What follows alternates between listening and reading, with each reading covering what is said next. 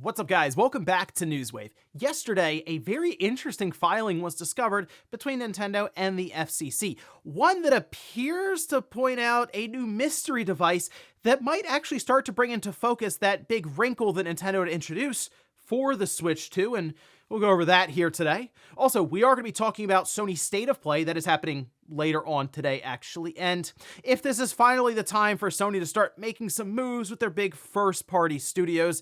And then we also have that annoying PlayStation login that happens for many of Sony's games on PC.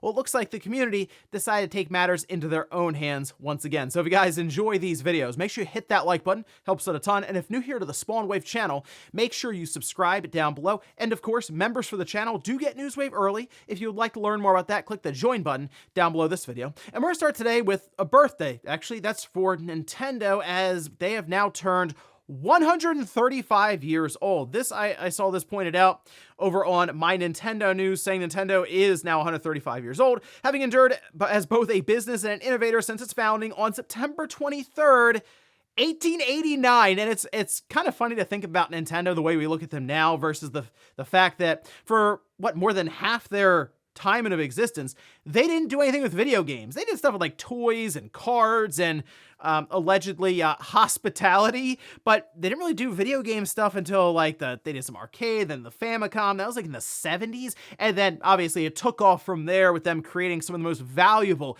intellectual properties in existence. But now being 135 years old is just interesting to think of how Nintendo was maybe back then in the 1800s versus now. But yep, 135 years old now, Nintendo. Also, we do have The Legend of Zelda Echoes of Wisdom coming up here in just a couple of days, and we had a very interesting sit down and interview with Al Numa and then some of the developers and directors at Grezzo, talking about how the idea for this game came together with that core mechanic of really being able to kind of just edit the world around you as Zelda. Well, it turns out it may have actually been a dungeon maker at first. This we can see posted up over on Nintendo's website.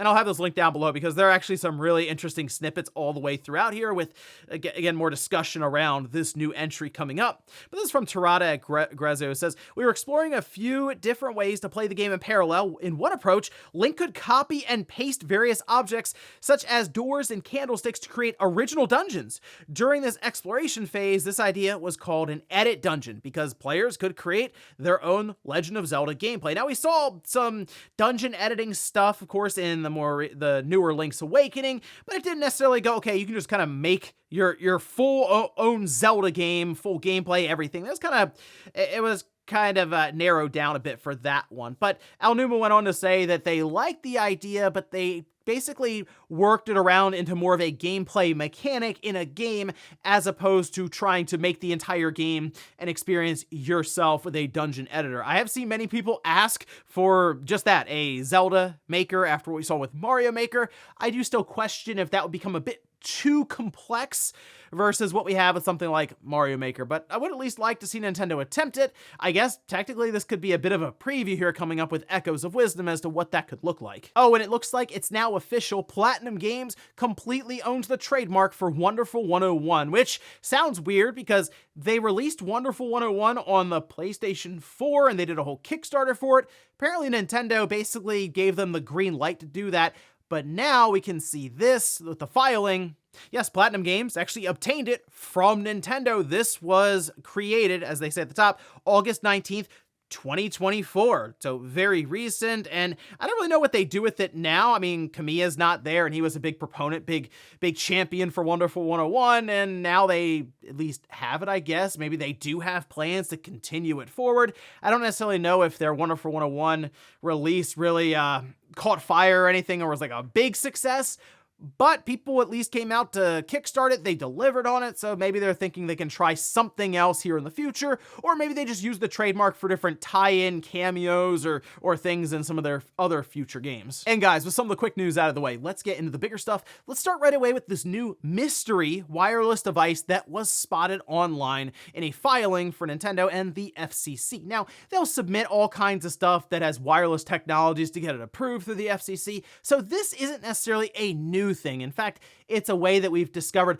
a bunch of items, specifically controllers is one that really seems to pop up. But Nintendo does something where, in order to cover it so you don't necessarily know what exactly it is outright, they'll basically have the diagram be just a basic shape. So in this case, you can see the diagram for this item is like a rounded square. And they basically show where the identifying number would be on it, right? And they even have like how large would the text be and stuff. And that's all they really need to do. Now, as of now, it looks like they have a confidentiality agreement in place for this filing so that it'll be completely covered until March of 2025, which is also the final time, or at least the deadline Nintendo kind of gave themselves, but also mentioned to investors that the Switch 2 will be unveiled by then, and we're thinking it's going to be before then, technically, because most likely they'll want to have this thing launched, I still think, first half of 2025 to kick off that fiscal year heading into the holiday season. But of course, what exactly is this mystery device? Well, again, the filing and some of the other information here was combed through by places like Reddit and other forums, and there were some bullet points even put out there by The Verge, and it really boils down to a few things. The model number is CLO001, so if you look at, say, the Switch, it's HAC-001 or whatever, so in this case, it appears to just be a first of its kind in maybe a line of devices with this designation. So it's not like, oh, it's a new Joy-Con variant or something. No, it's kind of like its own thing. It is specifically a wireless device. It's not a game console or a controller. So to me, it kind of just sounds like an accessory, but no battery. So it's not able to just act on its own. It needs to get power from somewhere, and that apparently is the reason why it has a USB-C for plug-in, and it has 2.4 gigahertz Wi-Fi, and it also has a 24 gigahertz wave, or I guess millimeter wave sensor, and I had to look into this just to make sure, and basically, it's radar to tell when things are moving or not moving. So stillness versus motion, right? And specifically, it seems to be set up for humans.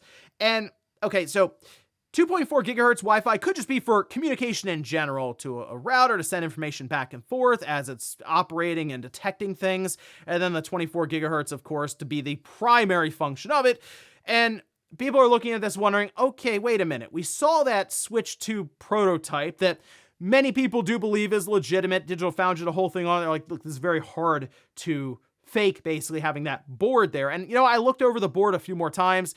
It's very good. Like if they legitimately were able to fabricate a board to fake that picture, they really dove into the details. I mean, down to the point where even the USB-C connector and the pins, they counted out exactly, and they have, I'm not even kidding, the exact measurement seemingly of what that would be compared to the Switch, because we really wouldn't see much of a change from USB-C for how that lays down the board, and they did their homework if that's the case here. So I am inclined to believe that that is a legitimate image of the board, the Joy-Con shells. However, it is currently a dev kit prototype, and the big question now is, will it have a top USB-C port?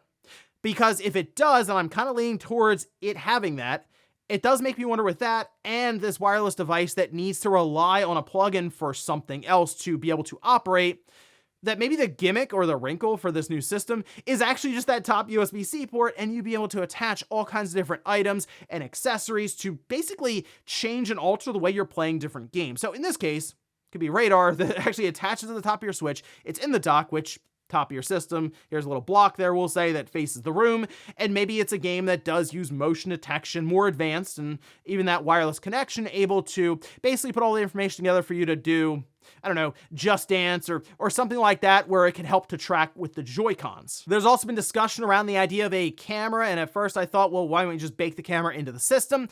However, Nintendo, they understand that it's a more general audience that buys their systems, and they might be a bit uneasy having just cameras in every single Switch 2 that sells by default, when they understand that many, many kids will also have it. So if it is an attachment at the top, you can decide if it's on there or not. And then really the list goes on and on and on as to the possibilities that they could use with leveraging that, what I assume to be a high-speed USB-C port. And in fact, one of the big things for them, if they present it that way, could even work into the idea of the logo coming together. Rather than a slide-down switch, they could actually just smash them together, and that sort of signifies the idea of accessories or these extensions constantly being put on top of the system, maybe even making some sort of click when you do it. So interesting stuff to at least keep an eye on here, especially with this wireless device, as well as that top USB-C port, because that could actually be the big secret. And it's weird because it's just the top USB-C port. We see them with other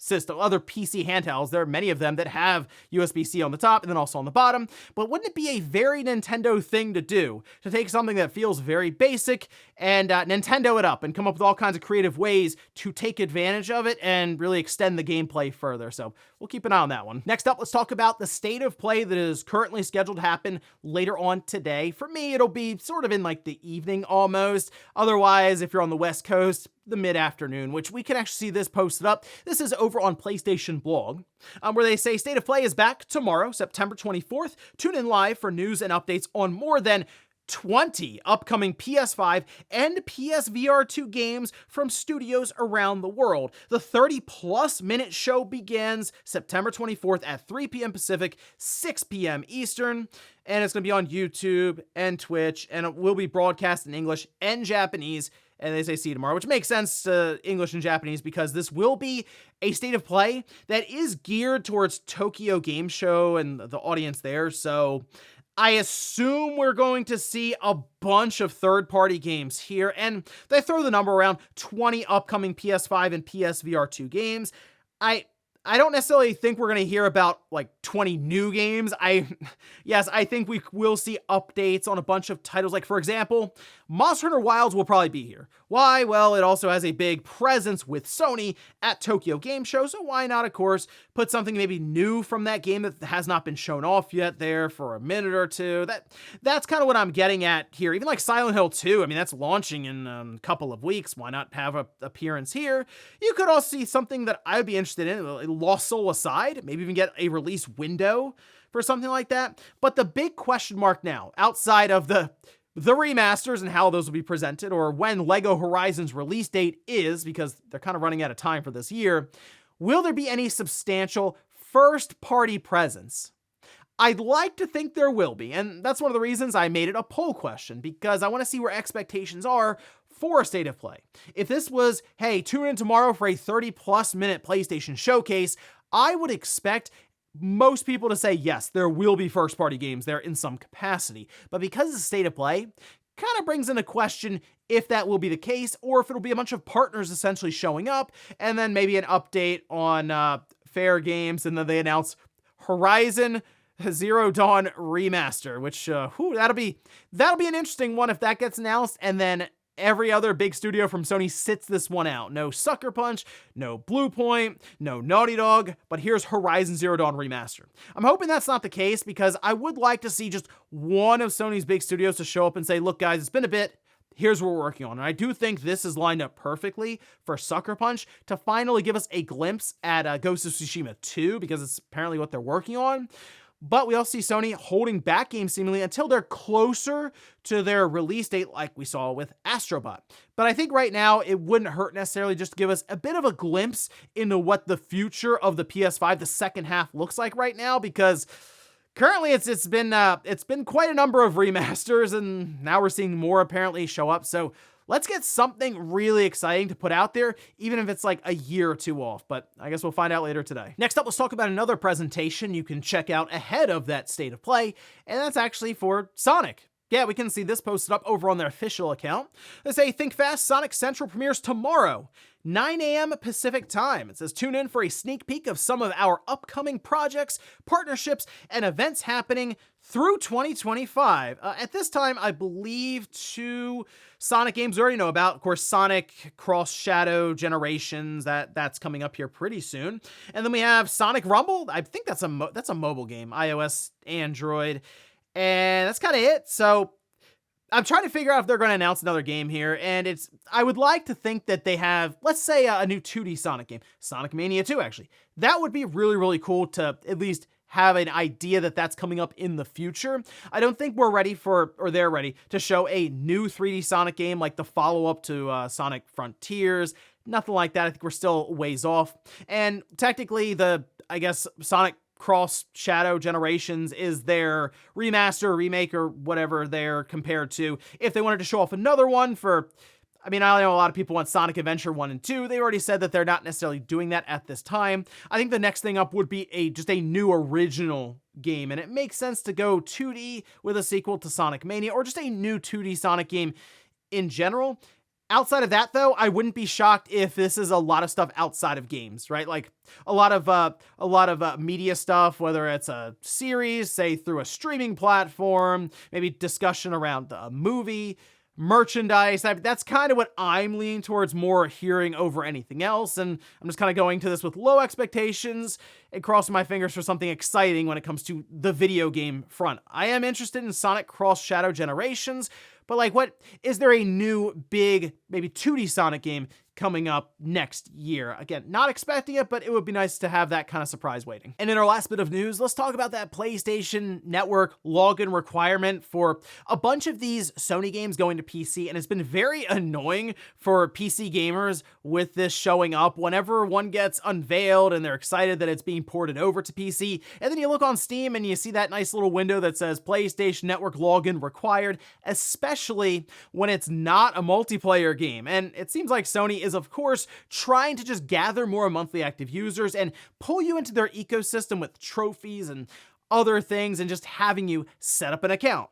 Well, for example, God of War Ragnarok, and the reviews on this have been kind of up and down. I've seen them be mixed. At first, they were mostly negative because we had the PlayStation login, and of course, people aren't happy with that. And then it shifted more and more towards mostly positive. So it certainly has an effect on this, but it looks like the community, of course, taking matters into their own hands, where we now have a mod, this we can see, over on Nexus Mods, called No PS SDK, and what it does, well, it actually removes the need to have to log in to the PlayStation Network, and it fully strips the PlayStation PC SDK runtime requirement for God of War Ragnarok. Now, as of this upload, it does at least look like it's had over 1,300 unique downloads, bunch of endorsements, over 14,000 views, and it just went up like a couple days ago. So yeah, people do at least seem to be trying to utilize this to get around it, but I think Sony is going to continue down this path where even with single player games, they're approaching PC in the sense of, okay, this isn't our console that we're getting you on board with, but we want to at least get you signed up for our service. And maybe eventually these kind of things start pushing Sony more and more towards having their own launcher. And also the fact that they have to give Steam 30% of every sale. I have a feeling they don't really like doing that with these high budget games. So I do think they've been testing the waters for a while now with PC to see how things go.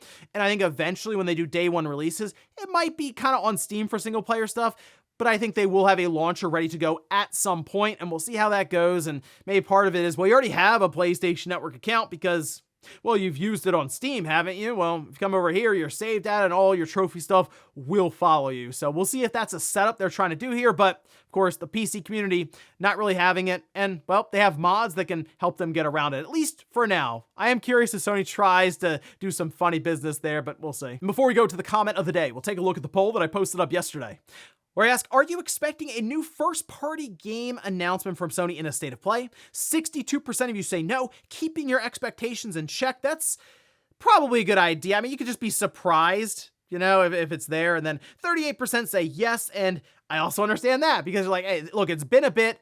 They have a bunch of studios that are working on stuff.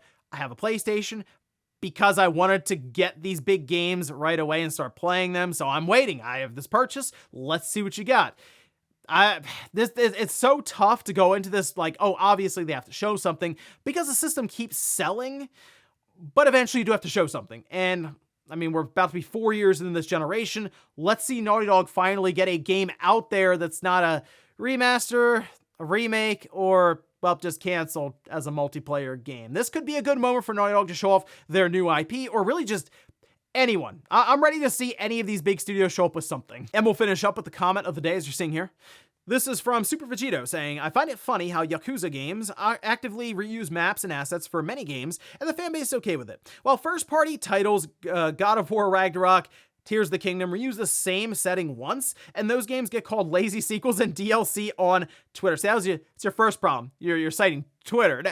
The thing with that is, especially now more than ever, because you can technically monetize some of those tweets you put out there, it's usually for engagement. Like, I don't think anyone buys Tears of the Kingdom or buys God of War Ragnarok and just stops and goes, I cannot believe they reused the boat animation where you get into, I just can't play this anymore. I'm going to install it. This disc is getting thrown out. Or you play Tears of the Kingdom. The first thing you do is jump off. Well, actually, after a few hours of like basically tutorial, you jump off the Sky Island and you're falling down. You're like, that's Hyrule. Before you hit the ground, you're popping the cartridge out. It's in the trash. No, most people are like, oh, this is really cool. This is a fun game. This looks great. And that's kind of it. It's usually just on Twitter where people call it DLC or regurgitated and stuff. And honestly, if you can keep the game series feeling fresh with just unique and zany ideas like we're seeing with Like a Dragon, and it will speed up your dev time and your fans are happy, why not go that route? I will also say, though, the Like a Dragon series, in terms of sales and mainstream appeal, not on the level of God of War or Zelda, and typically when you get more people together, you're just going to have more potential and more opportunities for just more judgment across the board, and yeah, eventually I'm sure we could see Like a Dragon get to that point, and it probably will be called DLC at some time too. But hey, Like a Dragon fans, look at it this way.